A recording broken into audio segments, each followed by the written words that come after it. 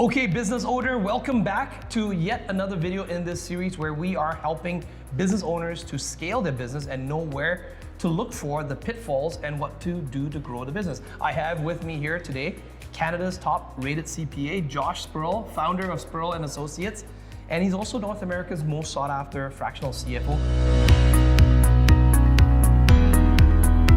Josh, welcome to the show. Thanks, Desmond. Now, Josh, the question that we got from the audience is how to run a profitable business. Yes. And we get that all the time. I actually asked you that when I first came to see you as an entrepreneur myself. We had two businesses. It looked good to me. Yeah. I thought I was making a lot of money till you showed me the books. Yeah. And wow, what a wake-up call. So pay attention all the way to the end of this video because I'm gonna use myself as a guinea pig and we're gonna talk about margins here and why that's so important for you. Now, Josh, can you maybe talk to the viewers about why margin is so important as a business owner to focus on? When we're looking at our P&Ls, our balance sheets, at the end of the month, when we're doing our financials, why is it so important? So your margin is, you have to take at the top, your gross revenue. Yes. Okay. And then before we start to consider all the overhead costs, we have to consider what's our direct costs. So what's our direct cost of materials if it's a product or if it's a product base or a service where there's some sort of install. Yep. And then our direct cost of labor. These are the people, the contractors or employees who are directly involved in delivering the product or service. If you have less orders, you need less of them, okay? And then we have our gross margin. Yeah. It's very, very important to understand what that gross margin is before looking at any of the overhead expenses, okay? Because if that gross margin doesn't make sense, the entire business doesn't make sense. Meaning that, which we've seen, people who keep a business going even though the business model is completely, that's right, it's doomed to fail. They're thinking, hey, I have 100,000 in revenue. If I just get to $200,000 in revenue, it's going to work. When their gross margin doesn't make sense, they might actually be losing money every time they do another $1,000 of work. And that is myth 61 here. By the way, I do have the manuscript from Josh's upcoming book, so we will put some information in the description below. Make sure if you want to get access to his book in the near future, I'll be on the waiting list. Just let us know. But myth 61 here, Josh, you said that more revenue will fix a business, a broken business model. Yeah. I mean, generally, you got to get that margin in that 1/3 to 2/3 ratio. Yes. Okay.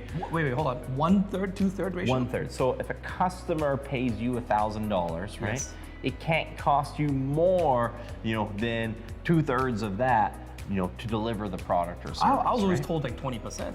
Even at 20%, you're good. It's too low, okay? Yes. And it can be confusing for a lot of business owners because a lot of business owners come from working in a big business where that gross margin can be 10%, 15%, and they're still wildly profitable. But for most small businesses, if they're not making at least 1/3 on their gross margin, so that's after you pay the direct cost of labor and the direct supplies and purchases to deliver that product or service, if there's not at least 1/3 left over, you generally won't have a scalable business, okay? And that's kind of the starting point. And if people don't know that margin, they can end up pursuing more and more sales, and they can actually getting worse and worse from those sales. Right. So it just amplifies the mistake. That's right. I mean, what if I find out that my business model is not set? What are some of the things I can do? I think everyone wants to know what are the 2 or 3 things that I should do to, first of all, triage or analyze if my business is broken. Your very first thing is probably going to be your direct cost of labor. Okay. Your staff directly involved in the project. And people know this a lot. They just need to hear it again. Be reminded, yeah. That they're likely going to have to let someone go. There's someone probably on your team who's not productive, and we can't cover their wage rate in what we're doing, and we're going to have to let them go. We're going to have to lay them off. We're going to have to fire them. If we can't coach them up, we're going to have to let them go. That's usually problem number 1. And that's uncomfortable to deal with, but most people expect that. They realize that some employees are just not profitable. It's problem number 2 that most people struggle with. So problem number 2, you're probably not just going to have to fire some staff, you're probably going to have to fire some customers. And that's completely counterintuitive because we're always trying to chase new revenue. But usually there are some contractual arrangements that are simply not profitable. Correct. People keep them around because they feel obligated out of nostalgia. You got grandfathered in from an older price that you might have had before you raised your prices. You gotta first try to rectify that pricing. Okay. And it's going to be a culture shock because a lot of times they're so far offside. You know, they're paying $1,000 a month and they need to pay $3,000 a month. And when they get that pricing increase, it's going to be a sticker shock. And more than half of them will probably say no. That's okay because that opens the door for capacity to actually bring on profitable customers. So some of you, if you don't already know, my name is Desmond Soon and I run several businesses as well too, but I also have another mentor named Dan Locke, and I appear on his channel and some of his videos as well too. He talks about, Josh, we discussed it before. He's also not a big fan of having the customers from hell. Yes. Right, and he says it's better, his whole philosophy is on high ticket because you attract better customers. And in another video, by the way, guys, you can click on the I button up here, just check out the playlist. We also talk about that, attracting the right type of customers and the pricing in order to attract the right type of customers. So if I'm a business owner and I have some clients from hell, and we all do, I'm sure you know which ones we're talking about, the ones that are asking for the discounts, the ones that take more time than, they want us to be servicing them 24/7. What should we do? How do we fire that customer? What do we need to do to, Usually it's as simple as just raising their price to what it needs to be for what you're doing for them. And most of them will fire themselves. But what if the bad customer sticks around and says, like, screw you, I'm not happy with raising the prices, but I'll stick around anyways? Then you better make sure that you price it accordingly. Got it. Because it's usually not, I won't do that. It's, at what price does that make sense, what they're actually asking you to do. Right. If they're really needy, they're calling me at 12 midnight every night, or every other night on a weekend and demanding that I get things done, within 24 hours. Yeah. And you don't want to make it punitive. You want to give them an out saying, hey, if you can do this and this, I can service it for this price. But it better be realistic, right? But it's not unusual. I get a business that comes in $2 million a year, and I tell them the first step for profitability is we're going to have to shrink down to $1 million a year because half of your clients are unprofitable, right? Half of their employees, which they knew when they came in, they just need to hear it again, right? It's the second part of that advice that, finding out that half of your customers or types of customers are not profitable. Got it. Now that's the kind of stuff that you do in your CFO services, if I'm not mistaken, right? Talk a bit about that, Josh. Like when you come in as a CFO, as a fractional CFO to many of these clients, and many of these clients are running multi-7, 8-figure dollar businesses. What happens? How do you triage that? How do you first of all realize that J curve, and how do you help the business owner to overcome that fear of dialing back in order to go up more? Well, I mean, it's a process, right? Becoming a professional level CFO, it's not a light switch. You can't hire someone and get extreme clarity the next day, right? Usually when we accept the fractional CFO role, the first thing we're trying to do is get the 30,000-foot view of not just the business, but the personal circumstances. And then from there, we progress to becoming a historian. We're trying to figure out what happened a lot of times last year, or sometimes further behind that if they're behind on their file. Previous accountants and what the previous controllers and everything did. And slowly getting up to the point where every single monthly meeting that we're talking to them about what happened last month. Okay.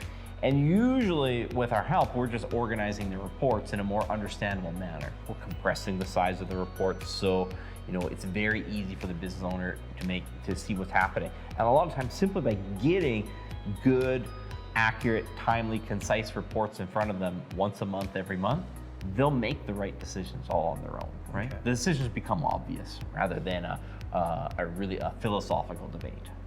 Okay, that's very interesting stuff there, Josh. So let's say I've taken care of the margins, right? We've taken care of the margins. What's the next thing that yourself as a business owner need to focus on then? Then we're going to start looking at the overhead items, okay? And generally I like to see financial reports that are organized in numerically descending order. So we're looking at the most significant expenditures first and the least significant expenditures second. The problem becomes that a lot of times these least significant expenditure items, think of your interest in bank charges, your phone bill, there's very little that you can do with them. There's a lot of time that you can spend on them, and sometimes you'll have wins, but when you look at the size of those wins, the savings are not that much. You're losing the war, depending on how much time you're spending on it. So we organize those overhead items with the biggest items first. A lot of times it's going to be the space that you're in. Right, okay? Rental, The actual physical space that you're in, and you don't get to change this every day, right? You get to make very periodic decisions every 5-year lease or purchasing a piece of property that we want to be sure when we actually do it, right? Sometimes when we get into too big of a space, the only thing that we can do is sublease some of that space to recoup some of those costs on the overhead. Okay. Right? Once you get past the space, it's usually the administrative labor. Okay.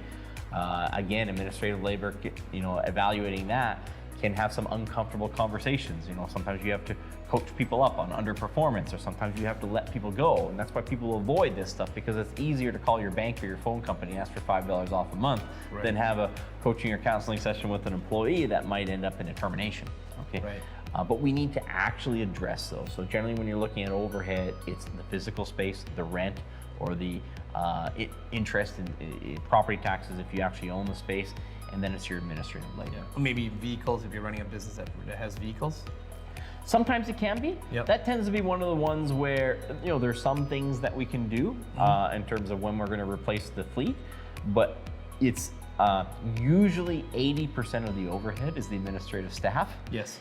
And the space that you're in. What if it's more of an online type business? If I'm a coach, or maybe I'm doing a consulting business, where are the common, or even an internet marketer, where are the common overheads that they should pay attention to? It's a lot of times it's still staff. Okay. And so they're spending a lot of money on staff. Some of them are actually delivering, actual project work, so they're direct cost of sales, and some of them are more the VAs, right? Right. And a lot of times that we find that some of these businesses, they're spending so little on infrastructure in terms of space that it's all just bleeding out through the door in the contractors, because they're disorganizing in actually coordinating with these. So sometimes we have to spend more on the physical space so we can bring more people under the one roof and rely less on the the disorganized communication of people working in various areas. Understood. So Josh, what would you recommend then for a business owner, action steps taken away for this video? What is something that a business owner could do immediately, let's say after watching this video, to get some immediate results? Know your gross margin. Okay. Know your gross margin last month, last year, the year before that. Know what that is, right? And you get that from asking your CPA, or do you study some YouTube videos to figure it out? Ask your CPA what that gross margin is, right? And know how much you have to sell then to cover your overhead. And then how much you have to sell to cover your overhead and pay yourself. Right. You need to know it in that order. And maybe you might need to raise your prices, or maybe you need to fire some customers. So whatever the decision is, hopefully you found this video helpful. Comment below, add additional questions if you'd like us to go deeper to a certain part of the video that we kind of touched on a little bit, and I will get Josh to specifically answer your question, or we may even just make a future video. And with that, we'll see you in the next video.